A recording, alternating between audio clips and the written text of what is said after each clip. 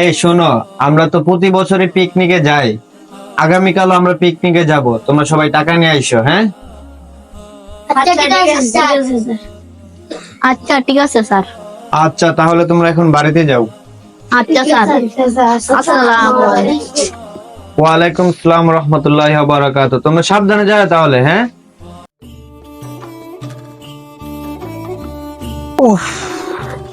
বাবা বাবা শুনেন, একটা কথা ছিল। ও বাবা, স্কুল থেকে আসছো তুমি?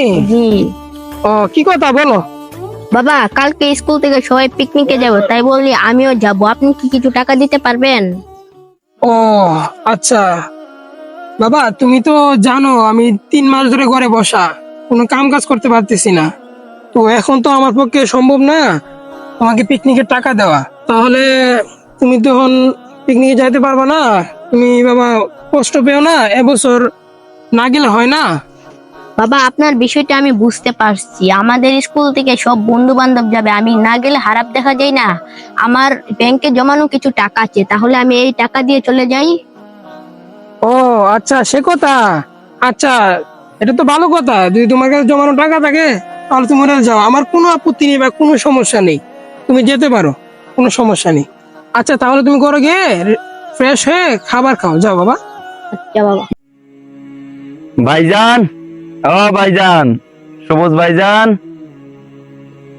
কে ডাকছেন? দাঁড়ান, আমি আসতেছি আসতেছি।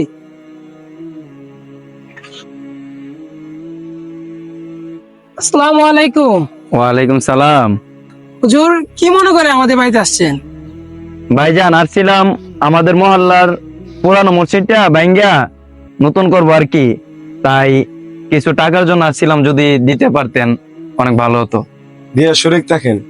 ও, এই বিষয় হুজুর, আমারও মনে চায় মসজিদে দান করি, মসজিদ নির্মাণের মধ্যে সাহায্য করি, কিন্তু কি করবো বলেন, আমি তো গরিব মানুষ, দরিদ্র মানুষ।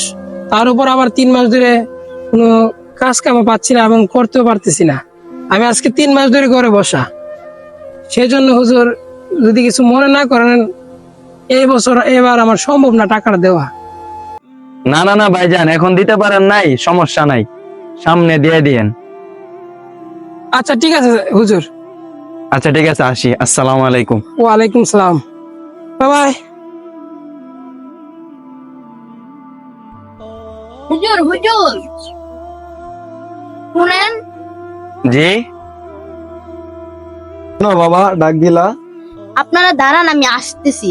কেন বাবা? আপনারা দাঁড়ান, আমি আসতেছি, যায়েন না কিন্তু। আচ্ছা যাও।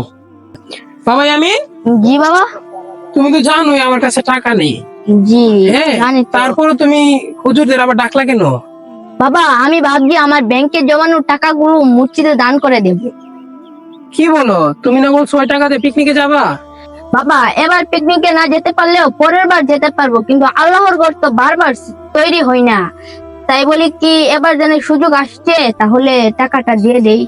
বাবা, আমি শুনছি আল্লাহর ঘরে দান করলে নাকি আল্লাহ জান্নাতে দানকারীর জন্য একটা সুন্দর ঘর তুলে দিই। বাহ, আমার ছেলে কত সুন্দর করে কথা বলে, আর আমার ছেলের চিন্তা ভাবনা কত সুন্দর। আজকে আমি সত্যি গর্বিত আমার তোমাকে পেয়ে, আর আমার এরকম একটা সুন্দর মনের একটা ছেলেকে পেয়ে। বাবা, তুমি যা চিন্তা ভাবনা করছো এতে আমি একমত, আর আমি খুবই খুশি। যাও, তুমি টাকাগুলা হুজুরের হাতে উঠাই দিয়ে আসো, যাও। আচ্ছা বাবা।